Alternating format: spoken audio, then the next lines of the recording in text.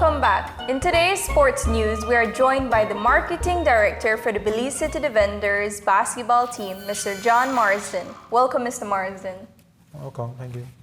First of all, before we get into this segment, I know you're a major contributor, to marketing and the events in Belize. But could you tell us how you became a part of the Belize Defenders?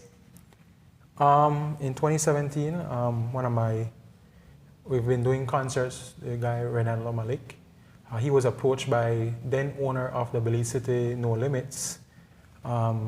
He was kind of tired of doing the sporting thing alone, and he felt that it was time for him to get out. So he approached Malik, asking him if he had interest in purchasing a team. Then Ronaldo then brought it to myself, Jacob Leslie, and Darwin Leslie. And it didn't take us much consideration. I mean, we're all lovers of basketball. Mm-hmm. It took us probably about 15 minutes to decide that yes, we would purchase a team from David. And that's basically how I got involved with the start of it. Okay. Could you discuss a bit about the team's strategy to be profitable this season? First of all, no matter what we're doing, if we're not winning, people don't come. So that is strategy number one, priority number one, win. We feel the best team that will be able to compete with other teams, and basically that's our main goal, to have a good team that's going to win. Secondly, we are focusing this year on giving fans an experience, not just coming to a basketball game, but we added 2 new big screens in the Civic Center. We added an entrance tunnel. We added pyrotechnics. We added a little bit like an entire video to begin the game, an introduction video. So we're trying to give people more and more of what we can depict and have them feel like, I'm not just going to a basketball game, I'm going to an event, I'm taking my kids, getting my kids excited for basketball, trying to advocate for parents to give their kids something to do, and hopefully a couple of the kids get excited for basketball and learn and understand why basketball is such a great discipline for people. I think it's great that you guys are improving the experience for the audience, because I think if you don't feel that it's a nice setting for you to go out and watch the game, then why would you go, no? Yes. But earlier you mentioned too that you're trying to ensure that you have a strong team to ensure that people come out, because if you're not winning, people aren't coming out. But depending on the success of trying to fill the seats, which would then bring more revenues to the sport. Considering that, how would the Defenders' strategy leverage fan attendance to attract other sources of income? Okay, so like we speak about the screens. So that's a new experience in Belize. We haven't seen that in Belize yet. At least not the size of screens that we put in. And so to add revenue on top of people, I mean, your friends are talking about the game, it's such a good experience, you're able to see replays on the screen. On top of that, we are able to use those screens as media coverage or signage for advertising for different companies. So yes, it's geared for our sponsors. Our sponsors automatically, by sponsoring the Belize City Defenders, your logo, your ads are playing on the screen. But I've had people calling us, say, yo, how can we get our ads on that screen as well? So that's an incentive that we use to bring in more people to the table to sponsor the Defenders, which more sponsorship for the Defenders means more success for us. Have you guys even considered, or have you also considered merchandise sales and the sale of paraphernalia as another way to capitalize from your marketing? So the league recently merged as one league. When you say one league, it means that all teams try to advocate for better prices for everything. So we recently merged with paraphernalia and apparel company. They provide all the jerseys for all the teams. In return, the teams market, the teams sell the jerseys, replica jerseys, which is a new thing in Belize. It recently started, and it's like a phase one of the model. The phase one is seeing how well people respond to wanting to buy the replica jerseys, seeing how well fans want to get the team merchandise for the teams. They have a number of merchandise. They have bags, they have towels, they have rags, they have jerseys, they have socks. I mean, you name it, they have it. Okay. Besides the team's performance, trying to ensure that the team plays well and wins the games, is there a revenue target that you have in mind to ensure, or do you have a revenue target that would say, okay, this is a successful season that we've had? Thankfully, for the beginning of the season, we've seen an increase grow for the past. We've only done 2 home games since. And both, the first one did have a great crowd. The second one had a better crowd.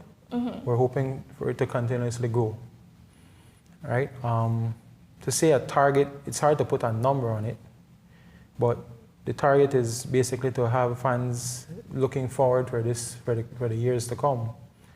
It's basically to say, when we know we host a game, instead of getting 1,000 people, we are able to house 3,000-4,000 people.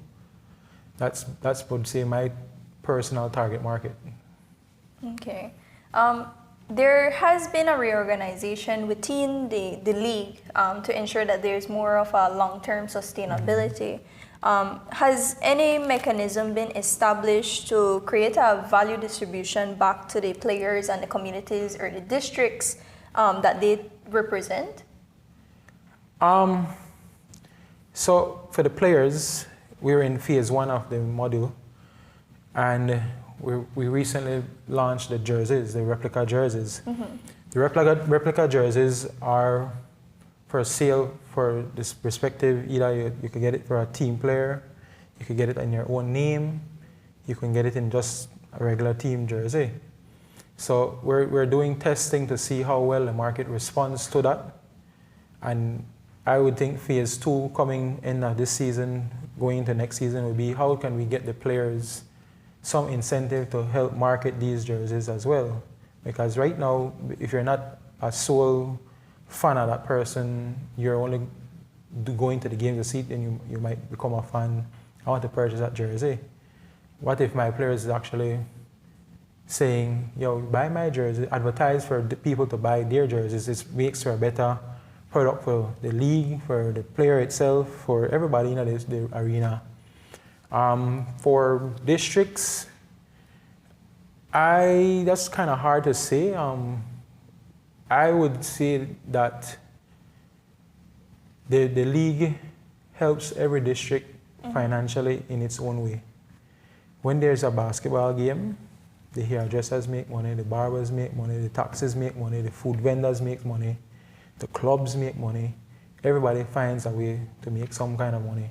So we are already giving back to that respective city, town, wherever they're playing. So it's like when they host a game within that respective district or town, you're basically boosting the economy there. Exactly. Because everybody going to the after party. Exactly.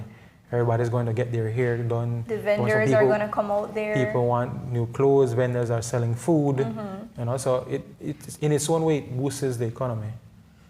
So we're almost out of time, but I have one last question, and it's regarding if there's been any kind of conversation on trying to improve or trying to build some infrastructure outside of Belize City or outside of the Belize Civic Center, because I know this was a point of discourse following the announcement of significant costs associated with hosting the games at the Civic Center.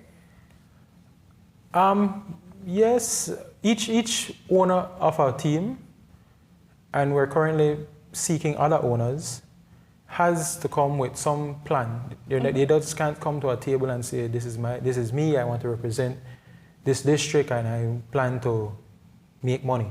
They have to come with a plan. So I know currently San Pedro is playing out of Belize City because they're creating a venue for San Pedro to be constructed and to be finished by, I think it's sometime later in this year. Okay. Right? I know San Ignacio is in talks with I think it's probably the BTB looking to purchase a court for them, a wooden court for them. So firsthand, I wouldn't have direct knowledge of it, but with hearing through the grapevines that yes, this is happening. This is the plan. So I can't answer it to say wholeheartedly, I'm sure it's happening, but I've heard it that these are happening. So that's so definitely things are upon the grapevine, things are in the works. In the works for them, for people, different districts. Thanks, Mr. Marsden, for the interview. I wish the most success for your team, the Belize City Defenders, and I hope you guys have a great season for the rest of the 6 months, 5 months that's left, right? 5 months left, Yeah. So thank you so much. Thank you very much.